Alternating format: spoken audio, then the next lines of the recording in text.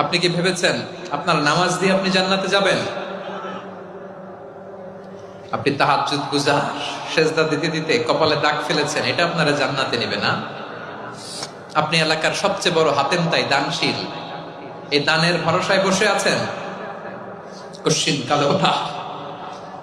আমাদের নামাজ, আমাদের রোজা, আমাদের ইবাদত, এগুলোকে মিজানের পাল্লায় উঠালে কোনো ওজনই হবে না।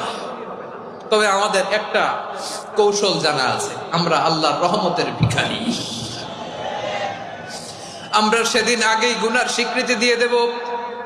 আমরা বলবো, আল্লাহ তুমি প্রশ্ন করার আগে তোমার একটা কথা বলি, আমারে কিছু জিজ্ঞেস করো না, আমি সব করেছি। এমন কোন পাপ নাই যে পাপ আমারে দিয়ে হয় নাই।